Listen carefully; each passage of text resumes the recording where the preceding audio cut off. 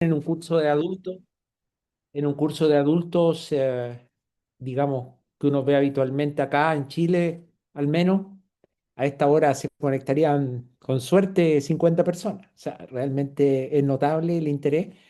Eh, yo voy a hablar de un tópico.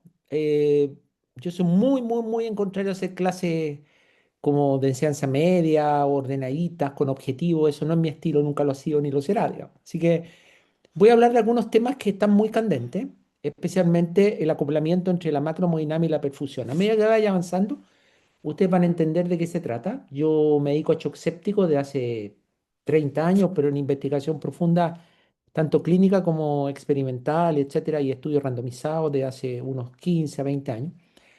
Y yo creo que este tema es muy interesante. Vamos a empezar con algunos conceptos fisiológicos. La verdad es que cuando uno se pregunta cuál es la esencia de la vida desde el punto de vista, tomado el punto de vista fisiológico. En general, por supuesto, desde el punto de vista circulatorio, tiene que ver con la llegada de sangre oxigenada a los territorios según demanda. Ustedes saben que tenemos un complejo sistema neuromoral y regulatorio interno, una homeostasis interna. El organismo siempre trata de homeostasiar, siempre trata de regular distribución, especialmente de flujos, entre territorios que de acuerdo a la demanda, ¿no? La demanda de los territorios comanda de alguna manera la llegada del flujo sanguíneo y su distribución. Esto es muy importante, por ejemplo, cuando ustedes hacen ejercicio, el flujo, ustedes saben, se distribuye preferentemente hacia los músculos esqueléticos, cuando están estudiando para una prueba hacia el cerebro, en general, cuando comen hacia el intestino, etcétera, y el organismo va a ir redistribuyendo flujo de acuerdo a las señales metabólicas que llegan de los territorios. Tenemos mecanismos de autorregulación que son fundamentales para la sobrevida. Y para eso, por supuesto, existe en forma fisiológica esto que llamamos acoplamiento, coupling entre la macrohemodinamia. Cuando hablo de macrohemodinamia, hablo de gasto cardíaco, la presión arterial media, que es la presión de perfusión de los territorios. Esta gasto cardíaco o la cantidad de sangre inyectada del corazón por minuto, ¿cierto? Y la presión arterial media, que es el principal determinante de la presión de perfusión de los tejidos, son las dos fuerzas que llamamos macromodinámicas centrales, que normalmente van regulando y van distribuyendo flujos según en condiciones fisiológicas. Sin embargo, cuando hay una disfunción circulatoria, especialmente un shock séptico, que es la forma más grave de una sepsis, de una infección, digamos, derivada con infección local, infección generalizada, respuesta inflamatoria, posteriormente, ¿no es cierto?, que llamamos sepsis, y posteriormente el shock séptico, en los casos más graves, que hay una crisis circulatoria. Y durante muchos años, eh, de siglos en realidad, el tema de shock ha sido fascinante porque existen todavía muchas incertidumbres fisiológicas respecto a por qué, por ejemplo, cuando uno en la reanimación, nosotros preferimos decir reanimación en el shock séptico en vez de resucitación, que es la palabra en inglés, para no confundirlo con la resucitación cardiopulmonar, ¿cierto? Después de un paro. La reanimación del shock séptico, uno trata de mejorar el gasto cardíaco, la presión arterial, etcétera, y con eso trata de restaurar la perfusión a nivel de la microcirculación. Tiene que haber un acoplamiento entre macromodinamia y la microcirculación. Nosotros la microcirculación no la podemos ver normalmente, ¿cierto? Pero desde el año 2002 más o menos, se inventaron o se desarrolló tecnológicamente una herramienta que nosotros utilizamos en investigación esencialmente. Después de 25 años no ha logrado un correlato para uso clínico. Es una herramienta que se usa fundamentalmente para investigación. Nosotros la tenemos, pocos grupos del mundo la tienen, hacen investigación con esto. Y ustedes ven este video microscopio, es un video microscopio que graba imágenes, se deposita sobre la superficie unguial, la superficie, perdón, ventral de la lengua, donde es muy transparente, ustedes saben, y se ven los vasos sanguíneos. Esta es la microcirculación, en la microcirculación son los vasos menos de 100 micrómetros, y ahí, digamos, están las vénulas iniciales, las arteriolas terminales y los capilares. Y este, por ejemplo, la microcirculación, un video tomado debajo de la lengua del doctor Brun, que era nuestro jefe en ese momento, hace años, cuando recién compramos el aparato, y mirábamos las imágenes, digamos, aquí en un televisor antiguo. Sin embargo, esto que se ve como un árbol de primavera, todos los campos llenitos, en el caso del shock séptico, digamos, grave, ustedes ven que se transforma de un árbol de primavera a un árbol, a un árbol de invierno, donde, digamos, el flujo microcirculatorio está totalmente detenido. Esto significa que hay un verdadero shunt entre el flujo llega a las arteriolas terminales, pero se salta la microcirculación y por lo tanto no llega a los territorios, a las células, digamos, donde se intercambia el oxígeno, etcétera. Esto es una enfermedad muy grave. Lo que pasa en el shock séptico es una enfermedad muy de la microcirculación, donde aunque yo mejore el gasto cardíaco, mejore la presión arterial, muchos pacientes no logran el concepto de reperfundir, que sería transformar esto en esto, que se llene otra vez el lecho microcirculatorio y pueda volver la oxigenación. El shock séptico es bastante complejo porque normalmente, tal como decía el título que ustedes me propusieron como para la charla, nosotros en cuidado intensivo hacemos un juego en la reanimación entre la macromodinamia y la microcirculación. Y aquí esta es la gran paradoja de la reanimación.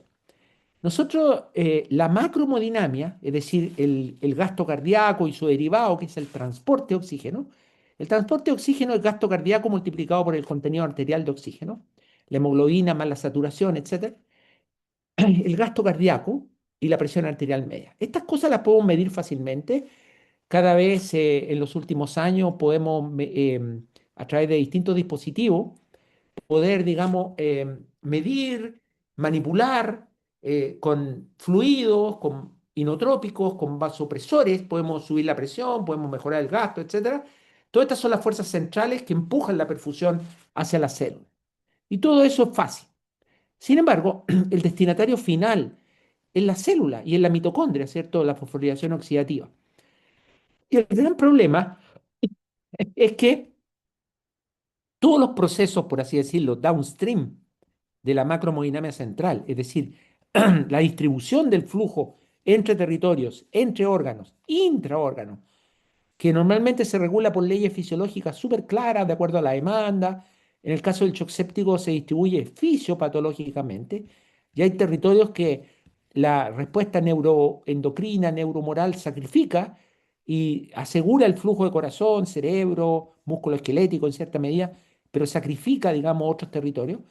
Y la microcirculación no la podemos ver, tampoco podemos ver la distribución y menos podemos ver las células, menos podemos ver la mitocondria.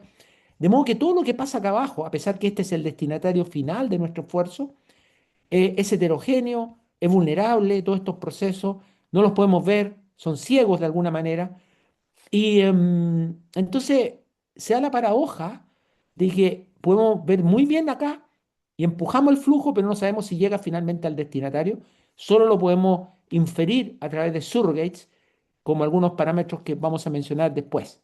Esta es la gran paradoja de la reanimación. Y esto tiene que ver con esto.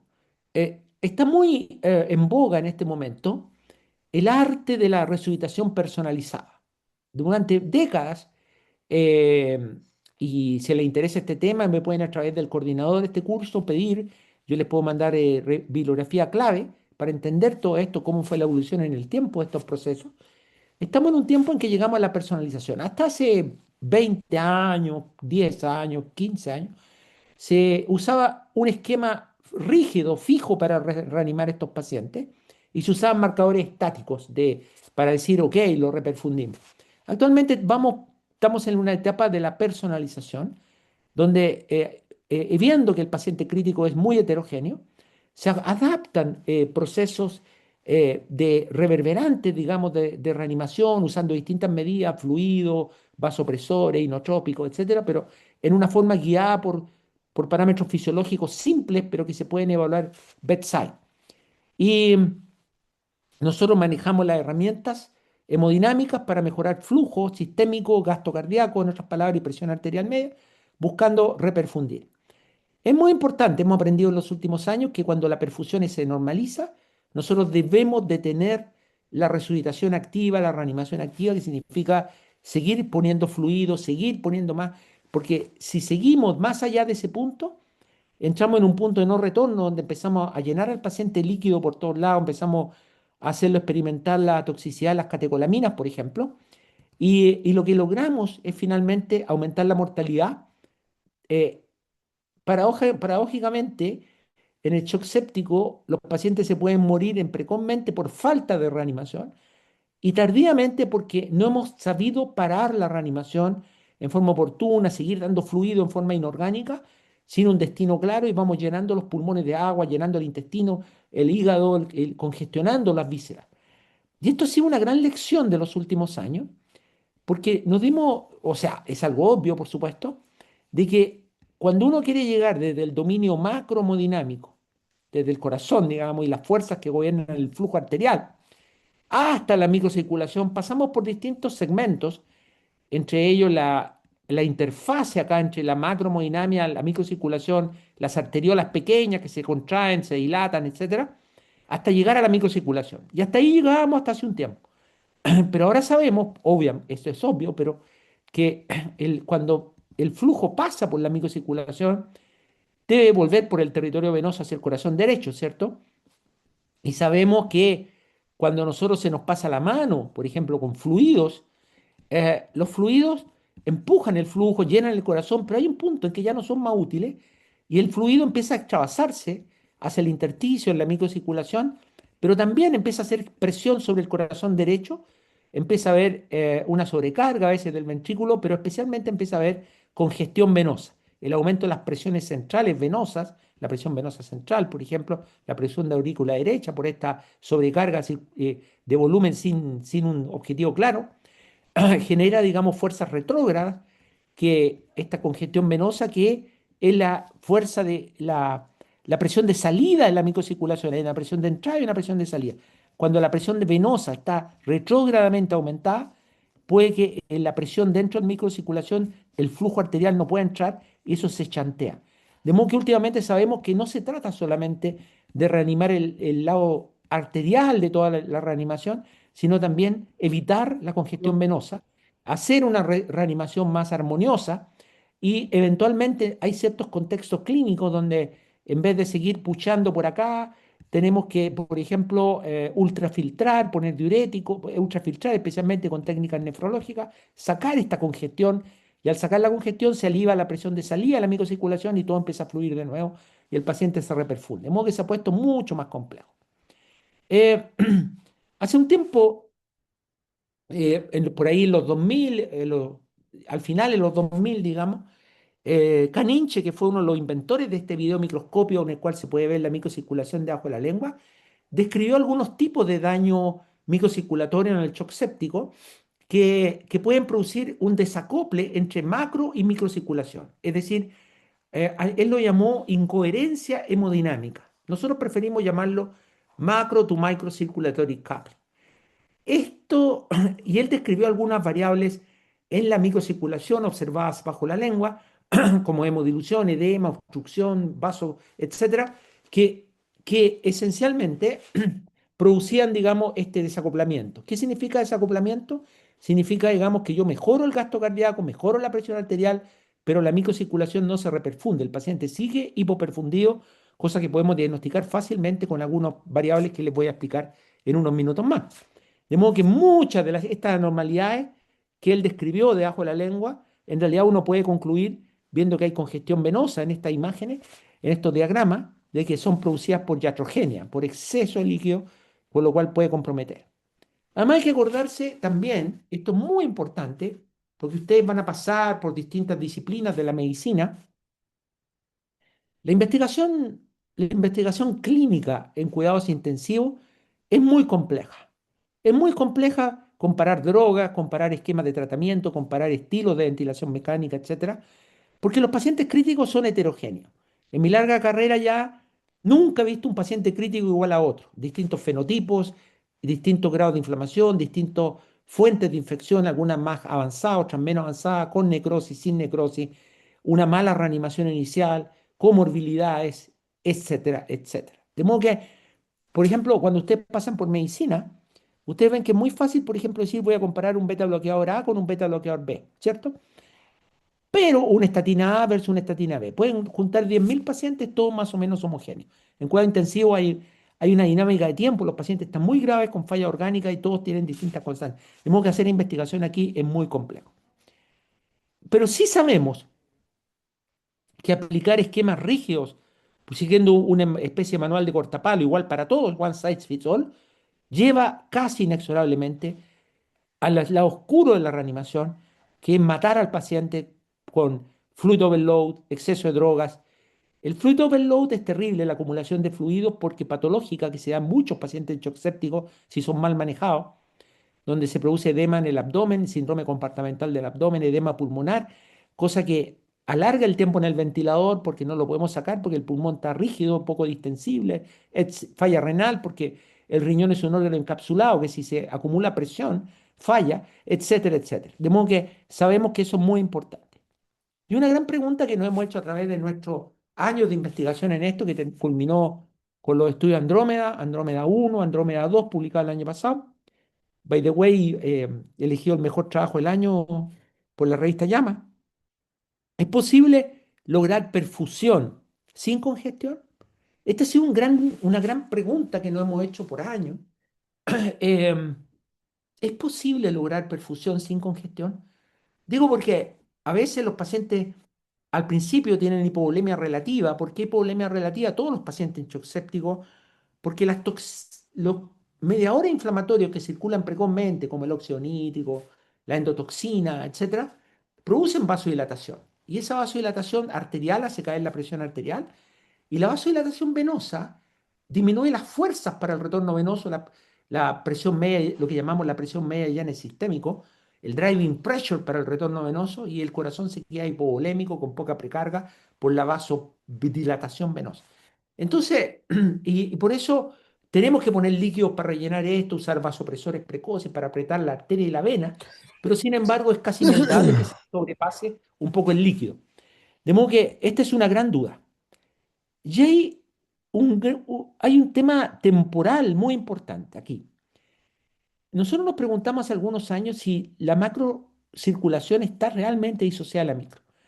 Y después, estudiando el fenómeno, y esto lo hemos reiterado en muchos estudios posteriores, esto fue una especulación que hicimos con Jean-Louis Teboul, creo que este paper lo publicamos no me acuerdo, 2017, por ahí, eh, que en la fase precoz del shock séptico, lo que yo llamaba recién la fase humoral, esta fase de circulación de mediadores, donde la microcirculación está sana, está seca, pero no está inflamada.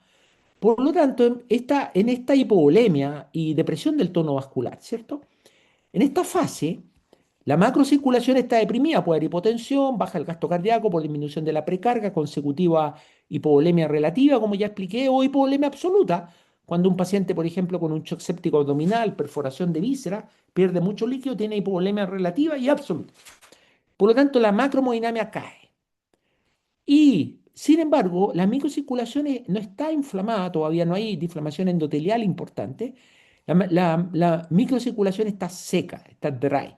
Y si yo precozmente tomo al paciente, le pongo volumen mejorando la precarga, uso vasopresores precoces, norepinefrina, por ejemplo, para subir la presión, puedo restaurar el flujo microcirculatorio y la hipoperfusión se pasa. Esta es una fase precoz, muy flujo sensible, muy agradecida. Los pacientes que recuperan perfusión en esta etapa precoz en general tienen muy alta sobrevida. Salen rápidamente del shock séptico. Sin embargo, a veces los pacientes llegan más tarde, llegan más avanzada la enfermedad, son no tratados adecuadamente inicialmente y el endotelio a lo largo de la economía se va inflamando y esto afecta muchísimo la microcirculación, donde empiezan a pasar fenómenos inflamatorios, de trasudado de líquido al intersticio, colapso de las unidades microcirculatorias y eso impide la reperfusión. Y ahí es cuando realmente la macrocirculación y la micro se disocian, se pierde el acoplamiento. Y esta etapa es muy trágica porque si yo sigo tratando de aumentar el gasto cardíaco con volumen o con inotrópicos, voy a producir arritmia, con el volumen voy a congestionar más y se va a chantear.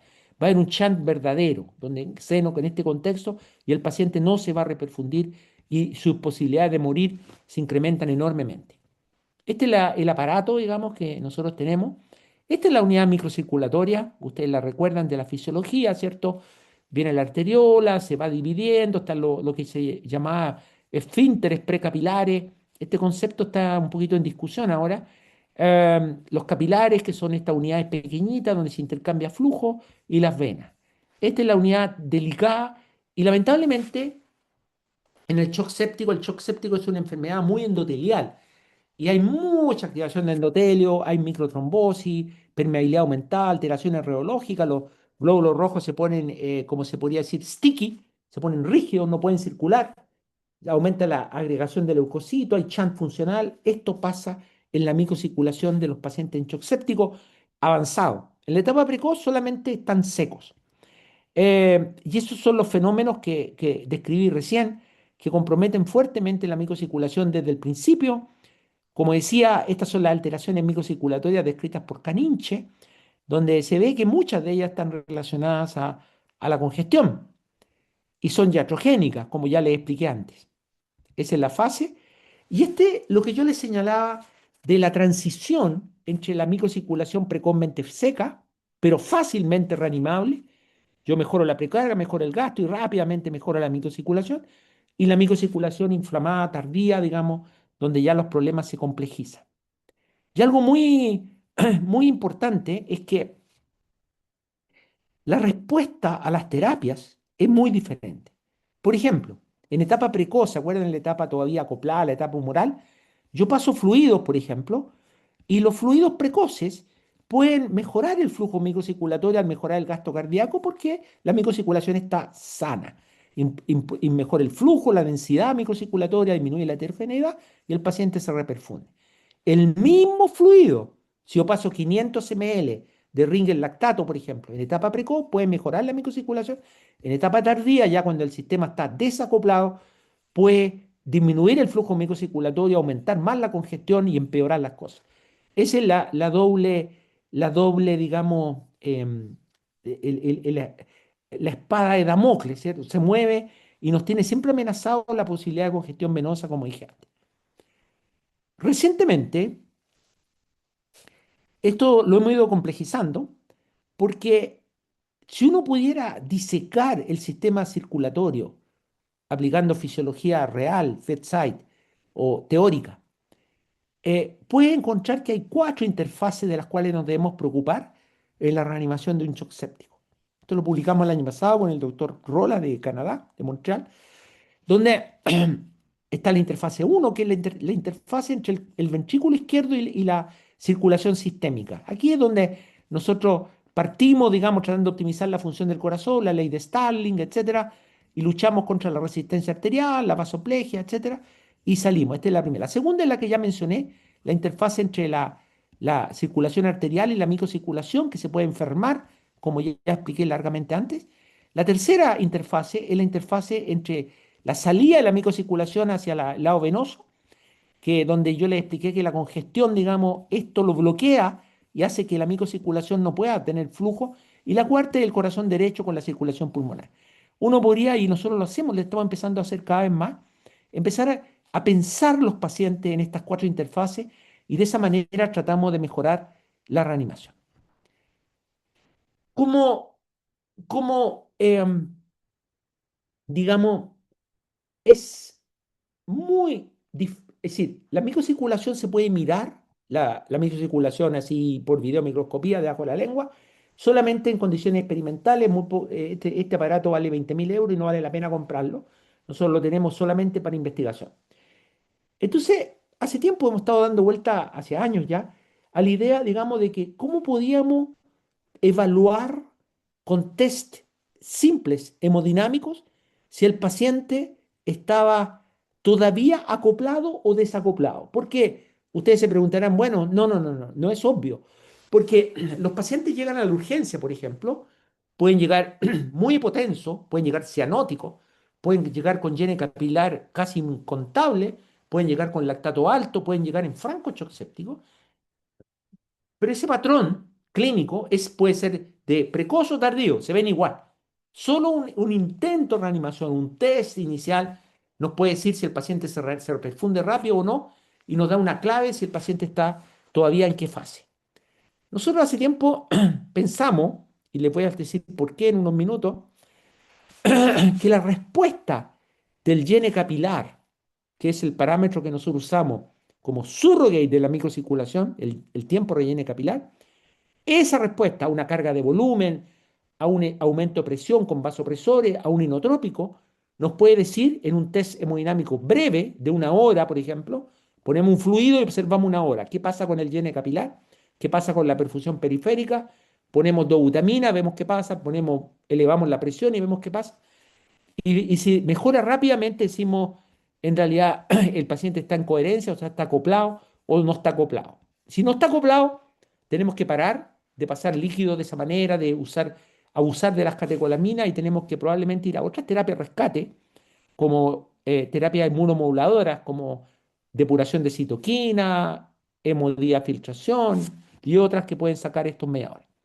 Nosotros hace algunos años, en un Fondesit, que llamamos Australis, tratamos de probar esta hipótesis de que mirando el comportamiento del llene capilar frente a una carga de volumen en pacientes que están en la parte, no voy a hablar de esto, yo creo que viene una clase después, que están en la parte steep, ascendente de la curva Starling, le damos una carga de fluido y miramos qué pasa con el llene capilar y tratamos de determinar si está acoplado o no y cuáles son los mecanismos que están involucrados en ese acoplamiento o desacoplamiento, mejor dicho.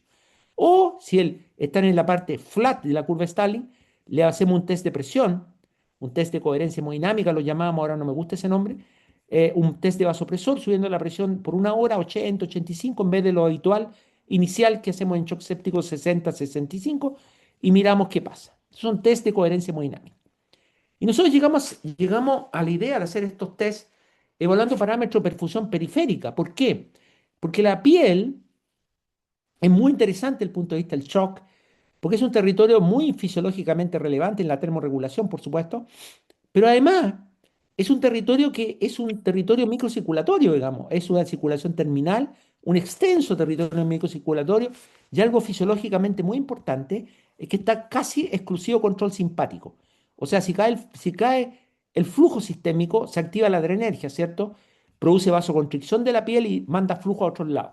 Si yo restauro el flujo sistémico, el tono adrenérgico cae y mejora el flujo de la piel. Cuando yo miro, por ejemplo, una mano que está isquémica, cianótica, fría, llena de capilar indetectable, le paso 500 de volumen y la piel se pone a la media hora calentita, tibia, desaparece la lividece, mejora el llene capilar, yo puedo ver un fenómeno de isquemia reperfusión en tiempo real. Cuando la mano se ha recalentado, se ha reperfundido, yo paro la reanimación porque tenemos hartas pruebas ya con un contexto epidemiológico, pero muchos estudios fisiológicos y dos estudios grandes, Andrómeda 1 y Andrómeda 2, dos estudios muy importantes que hicimos, digamos, usando la piel como un target de reanimación, que fueron positivos, digamos, cada uno. Cuando usted en su práctica quieran evaluar el llene capilar, que es fundamental, ha sido incorporado recientemente, después de los estudios Andrómeda, a todas las guidelines clínicas y recomendaciones, eh, usted, esta es la forma estandarizada que lo hicimos. Porque si ustedes lo empiezan a medir así a tonta y a loca, van a tener mucha variación interobservador, pero nosotros practicamos esto con un vidrio de microscopio, que es muy barato, venden 100 por no sé cuánto, capaz que hasta en Macy's y en el Persa Bio Bio vendan, digamos, pero son baratísimos. Y ustedes comprimen con eso. ¿Por qué comprimen con un vidrio? Porque esto es para ecualizar las presiones, hasta comprimen la parte ventral del dedo índice hasta que se blanquea completamente. Y cuando una vez que se blanquea, ahí igualizan las presiones al mirarlo directamente, no apretar con el dedo, sino que apretar con un vidrio. Porque así un joven de 50 kilos se iguala con un físico culturista de 100 y todos ejercen la presión suficiente, solo basta ahí. Después lo dejan, una vez que han logrado el blanqueo, miren, ¿cierto? Ahí lo dejan comprimido durante 10 segundos y a los 10 segundos, usando un cronómetro, que nosotros usamos el móvil, el teléfono móvil, el celular, a los 10 segundos sueltan y cuentan en segundos con un decimal el tiempo de relleno del óvalo. Que el mira, ahí se está rellenando, balón normal debe ser 3.0, menos es 3.0. Y eso así es simple, pero hay que estandarizar. Es impresionante la velocidad de respuesta del llene capilar. Hay muchos estudios, nosotros trabajamos con tres grupos franceses, un colombiano y nosotros, en esto, Y esto es un estudio farmacodinámico. Miren esto, es impresionante. Ustedes tienen pacientes con llene capilar normal, es decir, mal perfundido. La perfusión de la piel se correlaciona con otras circulaciones, como voy a decir en un minuto. En este estudio, Jafit Autofela de San Antoine en París, él le pasó volumen, 500 ml de volumen, a 29 pacientes con shock séptico. Y miren esto, hubo pacientes que no respondieron, les pasó los 500 y no pasó nada, el llene capilar siguió alterado. Estos pacientes probablemente estaban en uncoupling, estaban desacoplados macro, micro. Pero estos respondieron. Pero lo que impresionante acá es la velocidad de respuesta. A los 10 minutos habían normalizado el llene capilar. Súper rápido, señalando que estaban acoplados. Más que eso, Matías, ya que es la Grecia, con la también trabajamos, que es de Lyon, Matías hizo una maniobra muy interesante que es la passive leg raising, la elevación de las piernas, que autotransfunde al paciente unos 300, 400 ml, dependiendo, se van de las piernas a la circulación general, y vio que a los 3 minutos el llene capilar había mejorado en algunos pacientes. Simuló una carga de volumen y mejora el llene capilar. Un test muy interesante en esa mano, digamos, y esto fue repetido hace poco usando láser doble de piel, una medición objetiva del flujo de la piel, por Jafit de nuevo en este. La piel no la miran a huevo, porque la piel se correlaciona, su perfusión, con otros territorios. Esto es lógico, ¿no? A ver si me están de acuerdo conmigo. Este estudio en Austria, en Viena, de Martin Dünzer hace unos años, él midió con doble de arterias abdominales mayores, la mesentérica, la renal, la esplénica y la hepática, le midió el flujo, pulsatility index, y vio también en pacientes en reanimación de shock séptico en paralelo medía parámetros de perfusión de la piel. Y vio que se movían en paralelo. Los que empeoraban, empeoraban lo que... O sea, hay una correlación entre perfusión de piel y perfusión visceral orgánica profunda, que es lo que realmente es mucho más importante, por supuesto. ¿Les parece raro? No, ¿cierto? Porque el sistema neuromoral que roba flujo de la piel también lo roba del hepatoesplácnico para distribuirlo a corazón, cerebro, bla, bla, bla. Por lo tanto, si yo veo que la piel mejora con mis maniobras de reanimación, lo más probable es que el hepatoesplácnico que no podemos ver, es ciego, vaya mejorando en forma paralela, quizás más lento, porque tiene otra regulación, pero va a mejorar. Lo contrario es 100% cierto.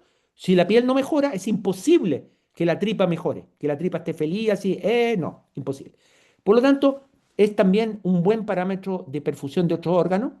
Y también este estudio chino de Juan y otro más reciente, pediátrico, mostraron que hay muy buena correlación entre la microcirculación vista debajo de la lengua y el llene capilar medido clínicamente, y la gracia, se dieron cuenta ya, ¿cierto? Sin costo, universal, democrático, disponible en la clínica Mayo y en el África subsahariana. Es decir, universalmente disponible, sin tecnología. Es la misma validez que un aparato de videomicroscopio 20.000 euros debajo de la lengua. Bueno, nosotros, este es el resultado un poquito del estudio Australis. Nosotros hicimos cargas de volumen y vimos que el llene capilar se normalizaba en la mayoría de los pacientes después de una carga de volumen, excepto estos dos, todo el resto estaba acoplado. Después de la carga de volumen se habían normalizado.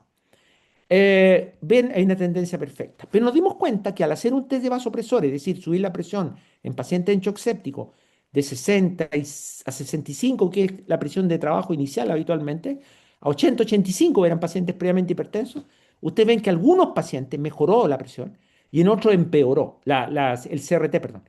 En algunos estos mejoró y en otros empeoró.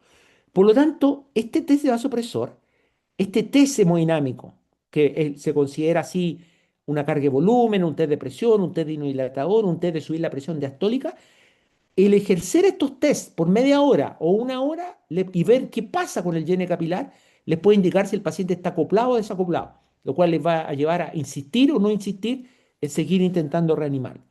Esto es súper importante.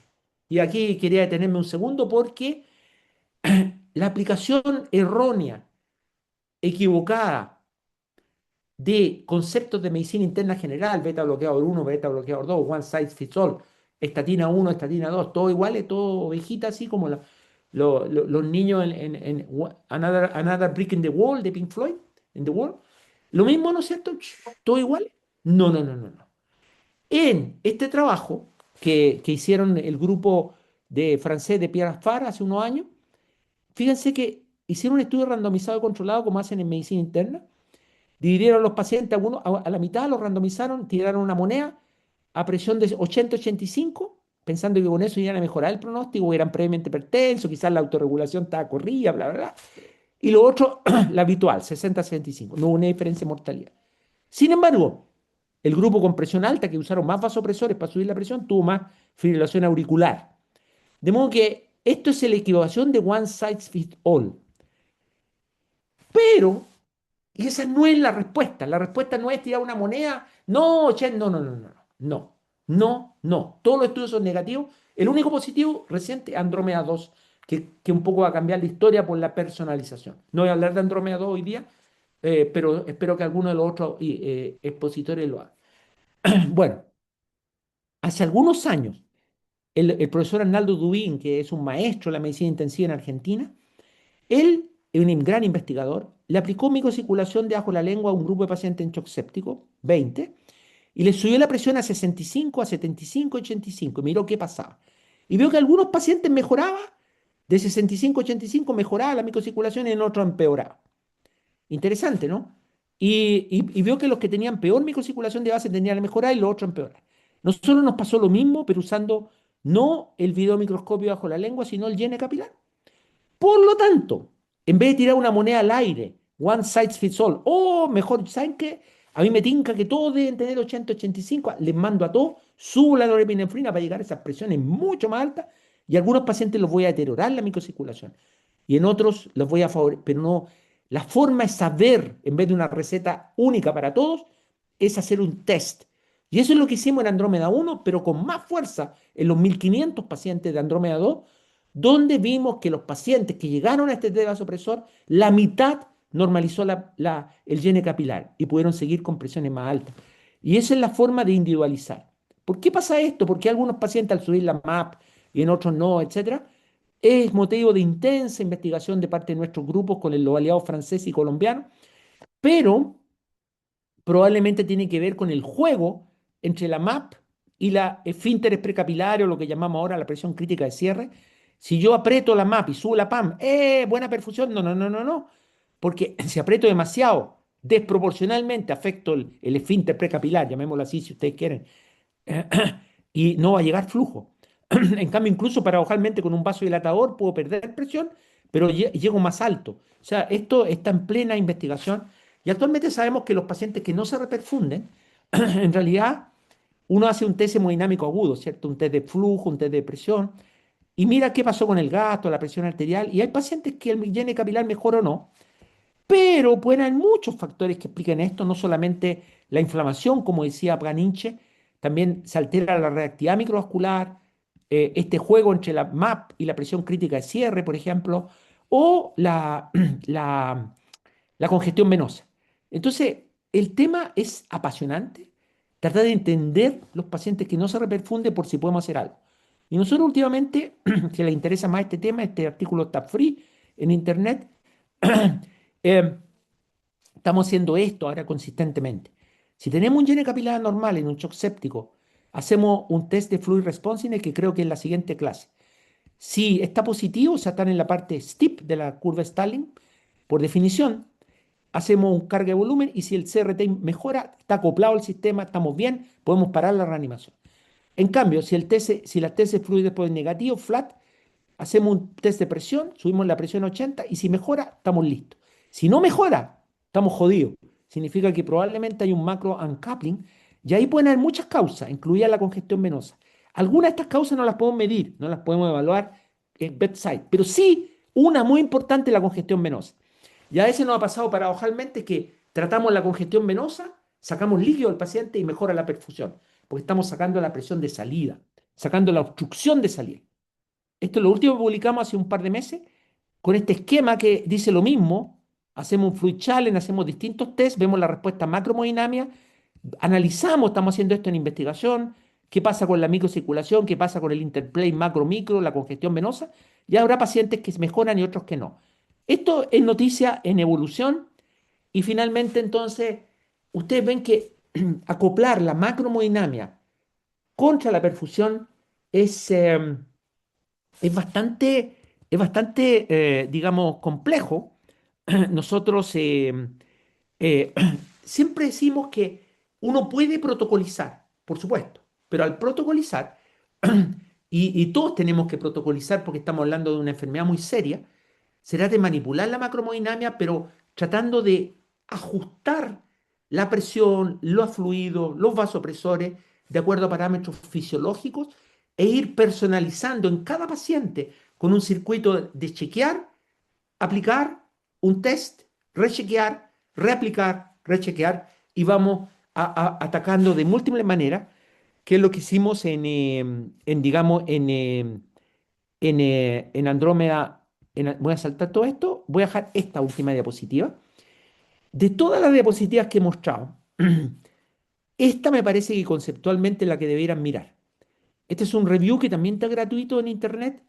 Todos los autores que están ahí, excepto uno, participaron en los estudios Andrómeda y tiene los conceptos que he mencionado, cómo llegar a personalizar la reanimación, cómo a través de aplicar medidas fisiológicas simples podemos, evaluaciones simples fisiológicas, bedside, como medir llene capilar, medir la presión arterial, la presión de pulso, la presión diastólica, si el paciente está en qué parte de la curva está, y se puede hacer con medidas muy simples al lado de la cama del enfermo, podemos ir ajustando las terapias en forma individualizada, no siguiendo un protocolo rígido para todos, sino aplicando paso a paso y haciendo test, reassessment, y esa es la estrategia que usamos en Andrómeda 2, donde en 1.500 pacientes, 750 usamos una estrategia personalizada que tenía dos etapas contra usual care. Y mostramos que fue superior el primer trabajo positivo en los últimos 25 años en shock séptico, por eso ha producido tanta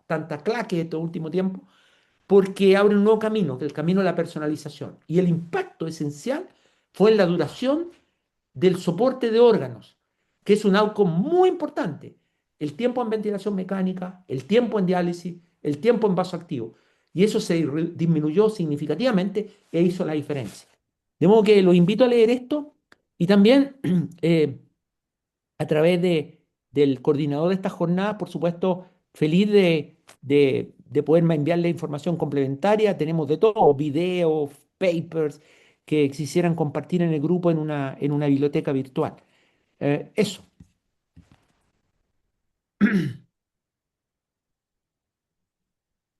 Muchas gracias, doctor, por su clase. Ahora vamos a tener un espacio protegido para preguntas. Los participantes nos las pueden mandar a nosotros por privado y nosotros se las compartimos a ustedes.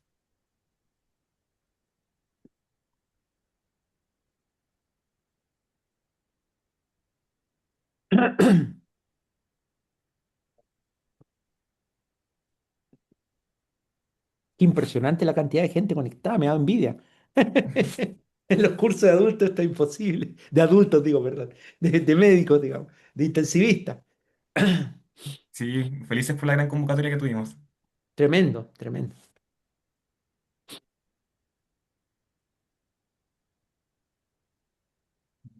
Creo que no ha llegado ninguna pregunta. No sé si quiere comentar algo más o podemos ir cerrando, Sí, porque no lo veo que ninguna pasa es que consulta. en los últimos 25 años, hoy día nos dimos cuenta porque escribimos un artículo que se llama 25 años de resucitación de shock séptico, las lecciones que hemos aprendido o una perspectiva conceptual, y analizamos desde Rivers hasta la Andrómeda 2. Y es una cosa que me pone muy contento, es que la mayor parte o sea, casi todo el progreso que se ha hecho ha sido en base a conceptos, en base a meter más fisiología y no meter más tecnología. Grandes progresos en cardiología han sido con tecnología. Los grandes progresos en gastroenterología han sido con tecnología. Los conceptos de llegar bedside con medidas simples y personalizar no usan ninguna tecnología especial. O sea, y eso es muy buena noticia para el mundo porque significa que estos conceptos se pueden traslapar fácilmente a distintas realidades, a lugares de bajo ingreso, mediano, etcétera, basados fuertemente en la educación, por supuesto, en la fisiología y en el cuidado al lado de la cama del enfermo. Hay preguntas, parece, o comentarios, no Hay sé. preguntas. Hola, doctor. Hola. Desde la organización nos preguntó Francisco Javier Martínez, eh, Ujú. ¿cómo realizaría un test de coherencia con drogas vasoactivas o usando volumen y drogas vasoactivas? o incluso con endoscopía bedside? Saludos. Esa es la primera pregunta. ¿Ya? Eh, a ver, nosotros, cuando un paciente está hipoperfundido en el shock séptico, por definición, el shock séptico por definición clínica, todos están con vasopresores. O sea, es parte de la definición. Tener una disfunción circulatoria que requiere vasopresores, están con noradrenalina, con norepinefrina en goteo para mantener presiones arteriales 60-65. Muchas veces pasar líquido inicial, 1 litro en la urgencia, poner un poquito de norepinefrina, subir la PAMA a 60-65, más antibióticos, por supuesto, es suficiente. Con eso se restaura la perfusión en un porcentaje importante. Pero otros pacientes siguen ya en un shock séptico establecido. Y ahí es donde entran los conceptos que dije. Cuando un paciente sigue, por ejemplo, tomando como testigo de la perfusión el llene capilar, hay muchas más razones las que di, tuve que abreviar, por supuesto, eh, el testigo llene capilar. Entonces podemos hacer un test de fluidos. ¿Qué significa eso? Pasar 500 ml de Ringer lactato, que es lo que usamos más, en media hora. Miramos el llene capilar antes y después. Y en un porcentaje significativo los pacientes mejora. Significa que están en la fase precoz, ¿cierto? La fase humoral, les falta flujo, la microcirculación representada por el llene está seca y con eso mejora y los pacientes los seguimos monitoreando y no hacemos más intervenciones agudas de ese tipo. A veces se requieren 2 bolos de fluido para lograr eso, o hay pacientes que no responden a los fluidos. Esos pacientes que no responden a los fluidos, que pasan 1 litro y sigue con el llene capilar malo, le hacemos una ecocardiografía simple, descartamos una falla cardíaca severa y en ese caso, digamos, podemos hacer el siguiente test, que es el test de presión. Cuando son pacientes previamente hipertensos, probablemente han corrido su curva de autorregulación y está corrida hacia la derecha y hacia arriba. Significa que pueden caer en hipoperfusión con presiones más bajas de lo habitual. O sea, digamos, por ejemplo, con 60-65, que es lo habitual, nosotros inicial, un paciente hipertenso previo muy duro puede estar hipoperfundido. Entonces le subimos la presión para ver si con eso se equipara. Hacemos el test de vasopresor. Lo que hacemos ahí, medimos todas las cosas y subimos la norepinefrina para subir la presión arterial media a 80-85, observamos 1 hora y si mejora mantenemos esa presión. Si no mejora o empeora, por supuesto volvemos a 60-65, es un test reversible. Y lo mismo con dobutamina, que es un inotrópico. Muchas gracias. Otra pregunta que también plantea Francisco es, en los casos de choque indiferenciado, por ejemplo, en una urgencia en contexto rural, ¿se podrían utilizar estas herramientas sin tener aún un diagnóstico de shock séptico?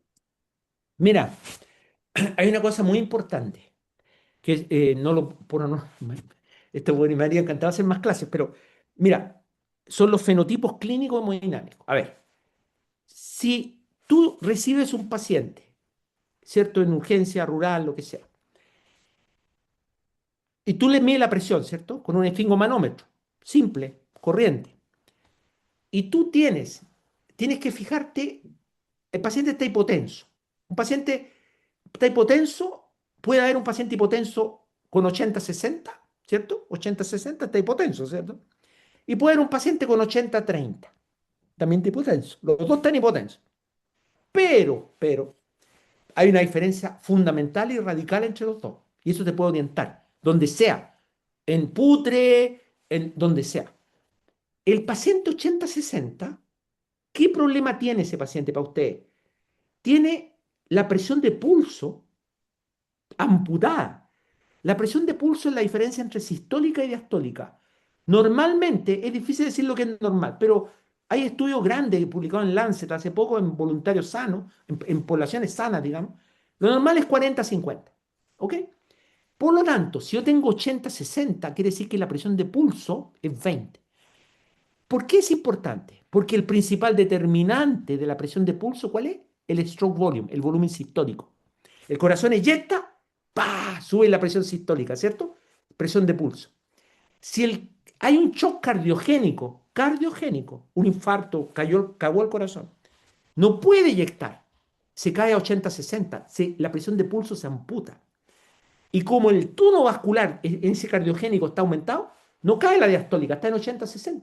Ese shock, ustedes lo miran, 80, chuta, este es un problema cardíaco. O La siguiente alternativa es que sea extremadamente hipovolémico. Porque si está muy hipovolémico no va a tener precarga y va a tener un gasto bajo. El stroke volume va a ser bajo igual. Va a ser bajo en el shock cardiogénico y en el profundamente hipovolémico. 80-20 de presión de pulso. En cambio, el 80-30 tiene la presión de pulso conservada. Ese paciente tiene buen stroke volume. Lo miran así en el manómetro y ustedes ya saben eso. Pero lo que tiene ese paciente es la diastólica. La diastólica está amputada. Tiene 30. O sea, eso es inaceptable. Una diastólica no debería ser menos de 50. 50 es la presión bajo la cual el flujo coronario disminuye. Porque acuérdense que el flujo coronario izquierdo es en diástole. Entonces, es súper simple. Yo siempre le digo a los becados, ustedes lo llaman en la noche en el hospital a una pieza de sala común. Un paciente se hipotensó. Le toman la presión 80-60 versus 80-30. Si 80-60 es un infarto, un shock cardiogénico o está hipovolémico a matar. Si tiene 80-30 es un shock séptico sin duda, porque el principal determinante fisiopatológico del shock séptico es la vasoplegia, la caída del tono vascular. Esa diastólica no se da, ese, bueno, en el shock anafiláctico, pero eso se darían cuenta. Así que ese dato, le aseguro, me lo van a agradecer toda la vida. Ustedes miran al paciente, 80-30 versus 80-60. Súper cool. Esa fue la respuesta. Tenemos hartas preguntas y lamentablemente el tiempo es limitado, así que vamos a tratar de responderlas todas. Eh, AXA NQC pregunta, hola doctor, según su experiencia, ¿el índice de shock también orienta en estos pacientes?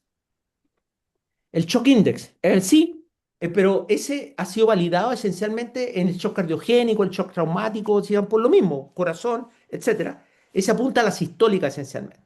Nosotros describimos, se lo recomiendo fuertemente también, otra recomendación, cuando tengan que hablar a un paciente, usen lo que describimos hace unos años, el Diastolic Shock Index, el índice de shock pero diastólico. ¿Qué es esto? Frecuencia cardíaca dividido por presión diastólica. ¿Por qué meto la frecuencia cardíaca? ¿Por qué? Lo voy a explicar. Si ustedes tienen 80 de frecuencia y 80 de diastólica, 80 dividido por 80 es 1. Eso es normal. Pero si ustedes tienen, porque en la medida que la diástole, en bradicardia, la diástole se alarga, ¿cierto? Hasta el siguiente sístole, ¿cierto? En bradicardia, obvio. Por lo tanto, la diastólica cae en bradicardia hasta que viene la siguiente sístole. En taquicardia, ¿qué pasa con la presión diastólica en taquicardia? Sube, porque el tiempo diastólico se acorta, entonces empieza a caer, ¡pa! La siguiente, empieza a caer, ¡pa! La diastólica en taquicardia decía 90. Entonces, en un paciente con shock séptico vasopléjico pasa esto. Tienen frecuencia cardíaca de 120, la diastólica debería ser 100, pero es 30. Entonces, 100 dividido por 30 son como 3, ¿cierto? 3 y tanto. Y el índice diastólico sobre 2 significa shock séptico. O sea, es la diastólica el clave en el shock séptico. Por eso usamos el Diastolic Shock Index. ¿Se Muchas entendió, gracias. cierto? Tienen que ajustarlo por la frecuencia cardíaca. O sea, ustedes miran la frecuencia cardíaca, si tienen un paciente con frecuencia cardíaca de 60 y una presión diastólica de 40, puede no estar mal. Pero si tienen frecuencia cardíaca de 120 y la presión diastólica está en 30, ese paciente tiene un shock séptico. De todas maneras. También Manuel Valdés pregunta, doctor, entonces el lactato sérico ya no se debería ver como símil a la microcirculación teniendo la herramienta del gene capilar. El lactato es un parámetro metabólico muy importante, pero tiene múltiples fuentes. No es solamente la hipoxia, también la adrenergia estimula la producción de lactato aeróbico en el músculo, el aclaramiento del hígado influyen en la reprogramación metabólica. Es súper complejo el tema, a mí me encanta, hemos publicado todo eso. Pero el lactato no sirve para todo lo que dije, no sirve, porque el lactato es lento. O sea, si yo paso 500 de volumen y tengo un lactato de 6, lo normal es hasta 2, a la hora va a estar en 5,8.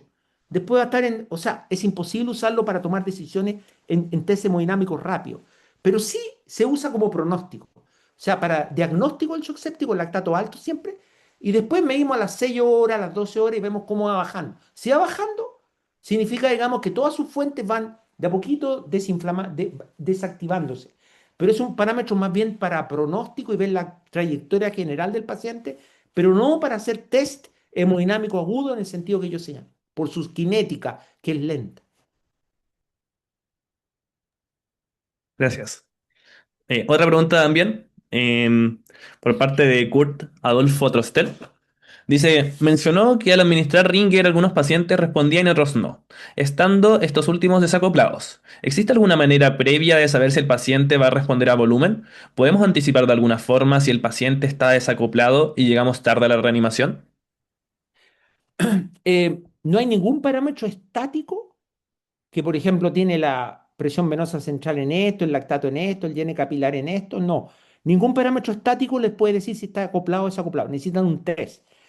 Pero respecto a la pregunta, que es muy buena, el test más simple que pueden hacer, más simple de todos, es, si no tienen nada, miren llene capilar, idealmente sáquenle un video, mientras lo hacen con un segundo operador, un videíto, para realmente mirar después el video, ver realmente, poder contar mejor, ¿cierto?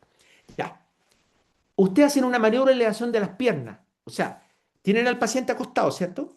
Le elevan las piernas, digamos, ojalá hasta 90 grados, y eso va a producir una autotransfusión, ¿cierto? Le bajan la cama, si el paciente está semisentado, le bajan la cabecera, lo dejan plano y suben las piernas al mismo tiempo.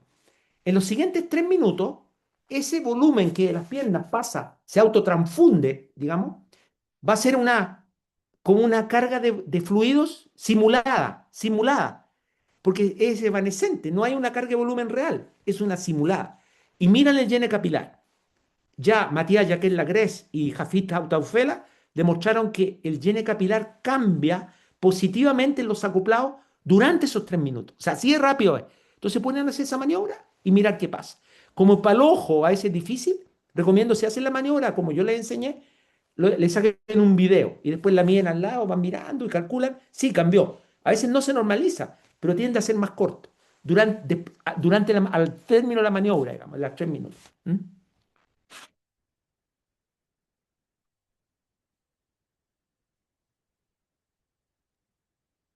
Muchas gracias, doctor. Vamos a seguir con las preguntas. Tengo varias por acá también. Primero, Osvaldo pregunta, Doc, tengo una consulta respecto a la personalización, en particular del Andrómeda 2. ¿Cree usted que el verdadero hallazgo del estudio es la utilidad del tiempo de llena capilar? ¿O más bien la demostración de que el shock séptico puede abordarse mediante fenotipos fisiológicos dinámicos en vez de los protocolos uniformes para todos los pacientes? Y respecto a estos fenotipos fisiológicos, como qué tan cerca estamos de tener alguna clasificación clínica para un abordaje cada vez más personalizado. Eh, yo creo que el Andrómeda 2 confirmó lo que ya sugirió Andrómeda 1 en el sentido de que la reanimación targeteando CRT se asocia a mejores outcomes. Eso categóricamente se asocia además a lo fisiológico, a los estudios epidemiológicos, etc. O sea, ya no me cabe duda de que eso es así. Hay suficientes pruebas que convencieron a todas las grandes sociedades en el mundo que ahora lo incorporaron a su guideline. Así que eso por un lado. Yo creo que eso es una confirmación. Pero lo nuevo, realmente lo nuevo, el algoritmo personalizado. No hay tiempo de explicarlo, pero si ustedes lo miran en el llama, que está libre, en octubre del año pasado, eh, van a poder ver, digamos, que parece complejo al principio el algoritmo que está en la figura uno creo, o 2 pero es súper simple, digamos, va guiando por presión de pulso, presión diastólica, fluid response y va con medidas súper simples. La mayoría de los pacientes, para contarle esto, 2/3 de los pacientes en el grupo de intervención personalizado normalizaron CRT en lo que llamamos el Tier 1, digamos la etapa uno por así decirlo. 2/3. Y cuando pasamos a la etapa 2 que ya significa un poquito más complejo, el test de vasopresor, bla, bla, bla, precedido de un eco, ahí, entre Tier 1 y Tier 2 ahí el 20% adicional. O sea, en el grupo de intervención el 80 y tanto por ciento normalizó CRT con este esquema terapéutico y eso significa, lo hicieron más rápido que el grupo control, lo cual significa que se acortó el tiempo de hipoperfusión. Eso es muy importante, se acortó el tiempo de hipoperfusión.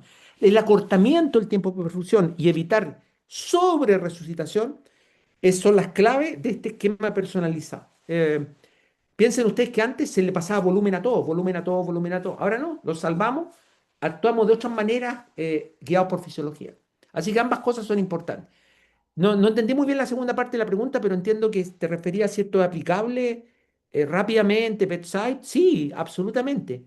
No, requiere cierto entrenamiento, digamos, intención. No requiere tecnología. Tecnología no se requiere. O sea, solo educación, pensar en fisiología y por supuesto significa estar mucho tiempo al lado de la cama del enfermo, pero este protocolo era de 6 horas. Después los pacientes se manejaban como los médicos querían.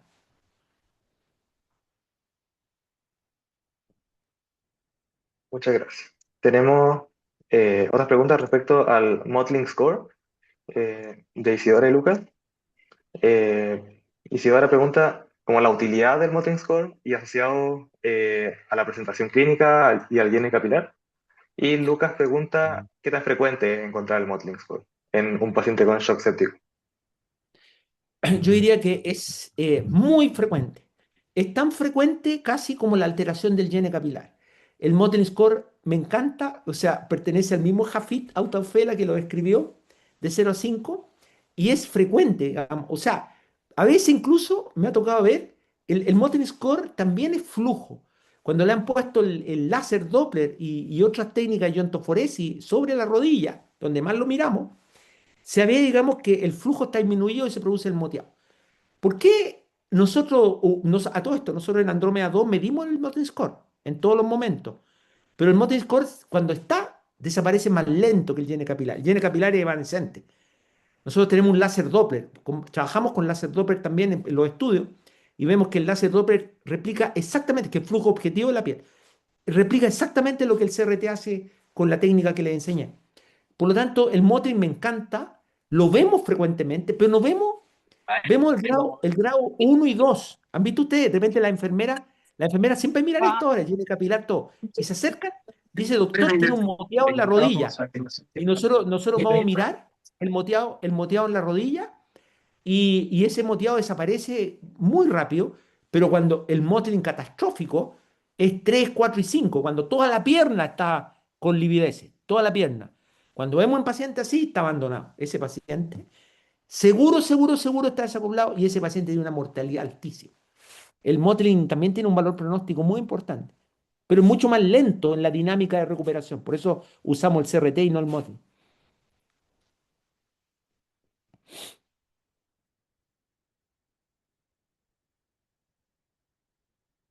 Súper. Acá tenemos un par de preguntas aún de Maximiliano Kuch. Nos pregunta, ¿cuáles son las principales cosas a rescatar para la práctica como médico general? Em, yo creo que es súper buena noticia. Yo no hablé de la epidemiología, pero es súper buena noticia que si un paciente, por ejemplo, está en un CEFAM o en algún centro de urgencia, en un SAPU, en algún territorio, y llega un paciente febril, con abdomen doloroso o con una neumonía, y está taquicárdico, hipotenso, y ustedes se fijan, por ejemplo, en lo que les dije, la presión de pulso con el esfingomanómetro, que no es lo mismo que una línea arterial que usamos, pero puede dar información complementaria, de primera mirada, digamos, y ustedes le miren el llene capilar. El llene capilar, la gracia que tiene es que les habla de perfusión.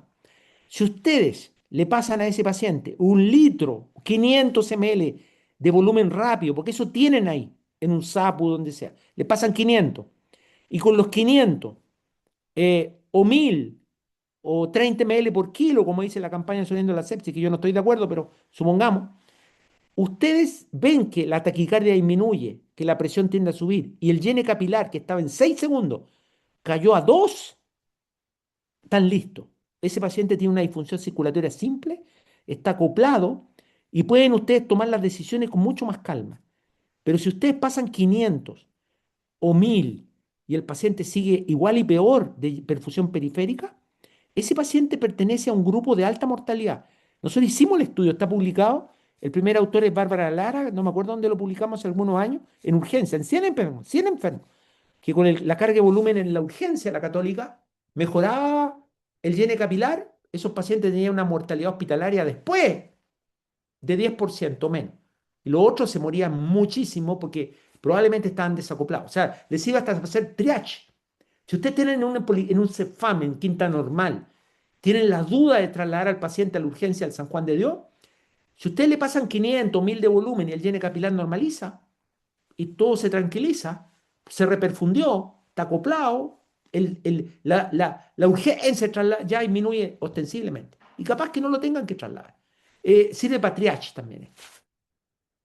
Eso es lo que les puedo decir para el médico que está así en esa situación. Súper. Muchas gracias, doctor Hernández. Ya con esto damos por finalizada la primera clase. Y nuevamente, Perfecto. muchas gracias Muchas por su gracias. tiempo y su dedicación. Gracias, gracias.